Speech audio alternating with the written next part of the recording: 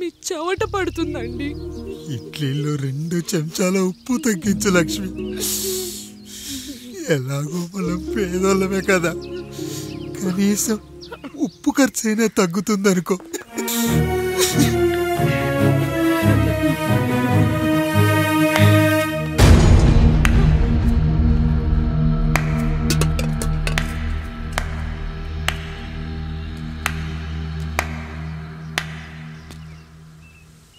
పప్పు రుబ్బుతున్నావా పెదరాయుడు? ఎవడికైనా చేసిన పాపం పండుతుంది అంటారు, నీకు మాత్రం అదిగో అలా పిండయింది. అరే రే రే రే రే, చేతి నిండా భార్యలు, ఇంటి నిండా బంధువులు, బీరువా నిండా డబ్బులు, ఊరి నిండా జనాలు. ఏరి ఎక్కడ ఇంటర్వెల్ ముందు ఇంటర్ చదివే కుర్రాడు ఏదో ఆవేశంగా డైలాగులు చెప్పాడు, సెకండ్ హాఫ్ కు మర్చిపోతాడు అనుకున్నావు కదూ? మర్చిపోవడానికి నువ్వు నాకు ఇచ్చింది అప్పు కాదు, ద్రోహం. అమ్మ వచ్చిన ప్రతిసారి అడిగేవాన్ని, అమ్మా నాన్నెక్కడా అని. నీ గురించి తెలిసాక నీ ముందుకొచ్చా, నీ బ్రతుకుని ఇక్కడి దాకా తీసుకొచ్చా. పిక్చర్ అభి బాకీ హే మేరా పితాజీ.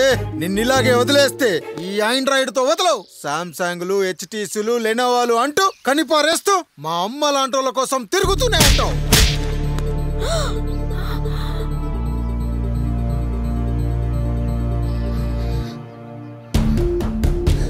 అమ్మా అమ్మా ఛీ, నన్నలా పిలవకురా. ఎవరిని పట్టుకొని ఎన్ని మాటలు అంటున్నావురా? రాయికి వరమిచ్చిన రాముడు దేవుడైతే, ద్రౌపదికి చీరిచ్చిన కృష్ణుడు దేవుడైతే, నాకు బిడ్డనిచ్చిన ఆయన కూడా దేవుడేరా. ఏంటి ఇలానే వదిలేస్తే బిడ్డల్ని కంటూ వెళ్తాడా? అసలు ఆయన కంటూ సొంతంగా ఒక్క బిడ్డ కూడా లేడు.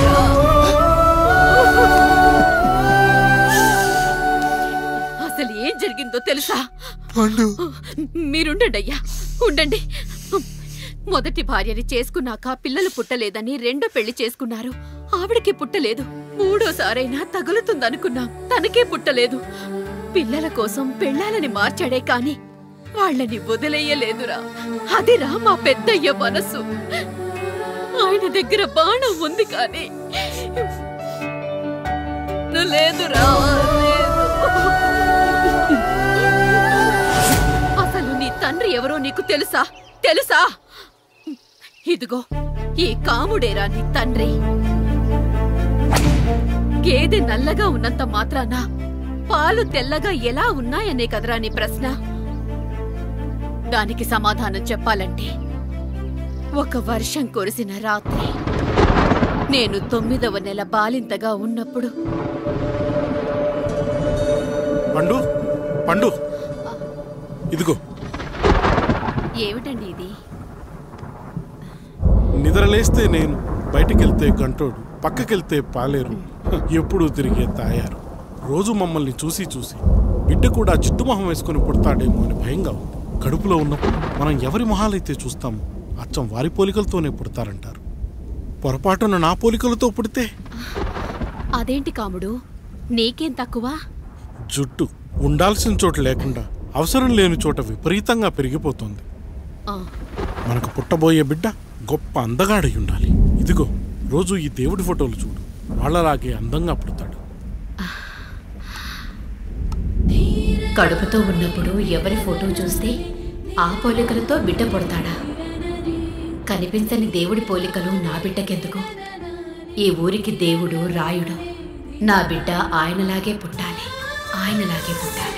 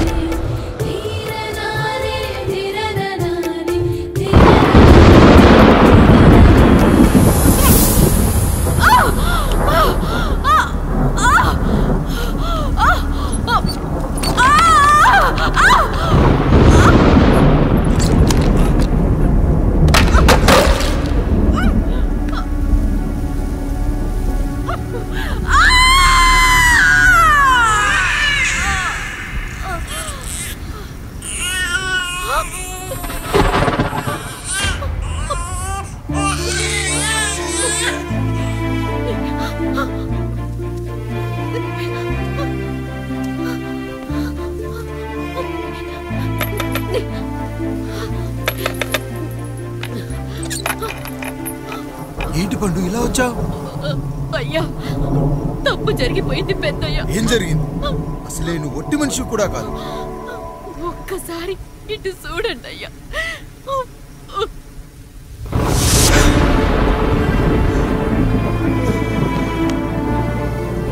వీడేంటి అచ్చం నాలా ఉన్నాడు?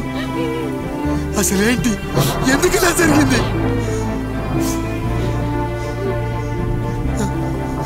నువ్వు ఎప్పుడైనా చీకట్లో పంపు సైడ్ దగ్గరికి వచ్చావా?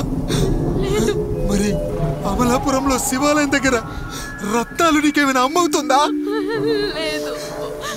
పిఠాపురంలో పద్మ, రామాపురంలో లక్ష్మి, కాకినాడలో సుజాత. అయ్యో దేవుడా, అసలు ఇదంతా ఎలా జరిగింది పండు? అయ్యా, ఇదంతా కాముడి వల్లే అయ్యా, కాముడి వల్లే. కాముడా?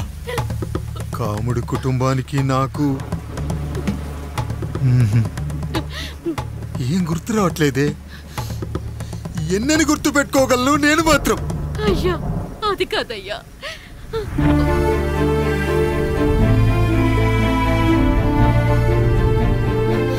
అలా రోజు మీ ఫోటో చూసి చూసి అచ్చం మీలాగే పుట్టాడు. అయ్యో, నా పోలికతో బిడ్డ కావాలనుకోవడం ఏంటి పండు?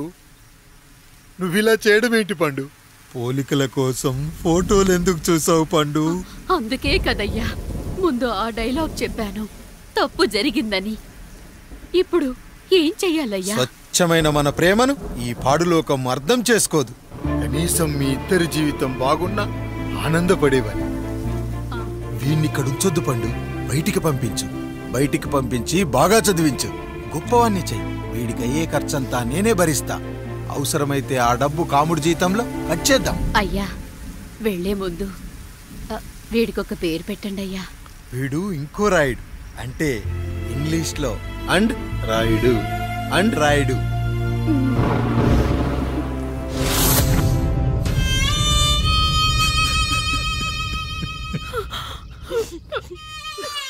ఇదిరా నీ కథ, నా గతం. నిన్ను చదివించడం కోసం ఆయన మీ నాన్న జీతంలోంచి నెలకి 3,000, 4,000 కోసేసిచ్చేవారు. అప్పుడు ఆయన పడిన బాధ పగవాడు కూడా పడకూడదు. చూసావారా, దేవుడు లాంటి పెద్దయ్యని అనవసరంగా అనుమానించడం ఎంత పెద్ద తప్పు చేసావో అర్థమైందా? ఒకడు నిమ్మకాయ పెట్టి పసుపు వేసి ఉప్పు కలిపి పులిహోర చేయొచ్చు, కానీ ఆ పులిహోర ఎప్పటికీ దేవుడి ప్రసాదం. నువ్వు ఆ దేవుడి ప్రసాదం. ఇక ఆయనే మీ నాన్న. చూసావా అమ్మా, ఈ రోజు నుంచి నాకు 3 అమ్మలు, 2 నాన్నలు. నీకు మాత్రం ఒక్కడే భర్త, నాన్నకు మాత్రం ఒక్కటే భార్య. మా నాయనే. అయ్యా, బిడ్డను ఒక్కసారి ఎత్తుకొని తిప్పండి అయ్యా. బాబు, నాన్నా,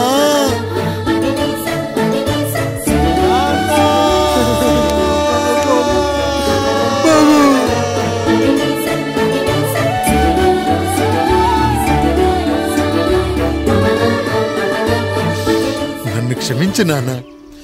ఇప్పటికైనా నిజం అర్థం చేసుకున్నావు. అది నాకు చాలురా, చాలు. చాలదు నాన్న, నిన్ను ఏలెత్తి చూపిన జనంతో చెయ్యెత్తి దండం పెట్టించాలి. అన్నయ్య కంటే ఆస్తి ముఖ్యమనుకున్న మన కుటుంబానికి గుణపాఠం నేర్పించాలి. ఇక నాకు వదిలే నాన్న, నేను చూసుకుంటా.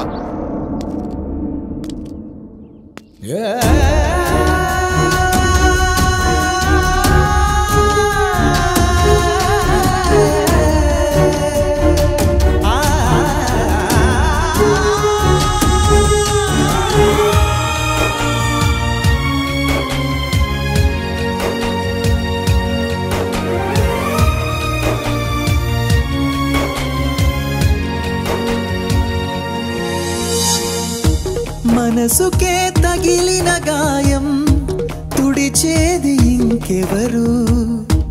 మనిషిలో పెరిగిన ద్వేషం తొలచేది ఇంకెవరు? గుండెలో పగిలిందా కన్నీటి పర్వతమే? ఓదార్పు కరువయ్యే బంధాల సంద్రములో జాలి లేదు, కరుణ లేదు ఈ స్వార్థ మనుషులలోనా? గురుతులే మంచితనాన బాధనను విడువనని నవ్వినది వెంటపడి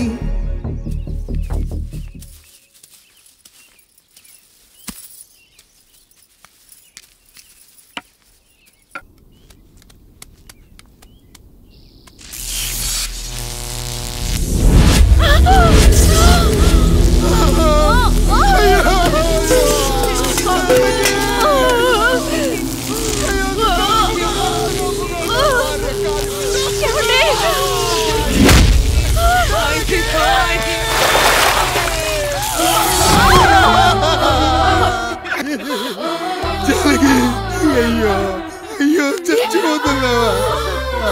ఎందుకు ఇలా జరుగుతుందండి? నీ మనసులో మాట నాకు తెలియదా? నేను చచ్చిపోతున్నాను, మీరు ఇంకో పెళ్లి చేసుకోండి అని అంటావు కదా. అది కాదండి. అయ్యో మరి ఏంటి జానకి? హాస్పిటల్కి తీసుకెళ్ళండి. హాస్పిటల్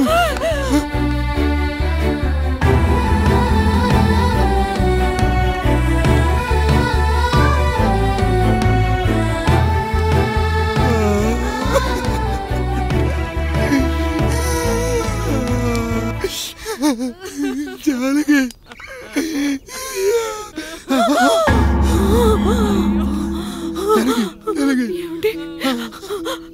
నేను వెళ్ళిపోతున్నాను. నా కోసం చివరిగా ఒక పాట పాడండి.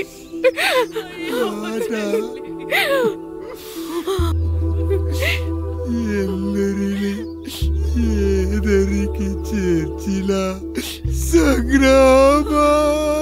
వద్దండి.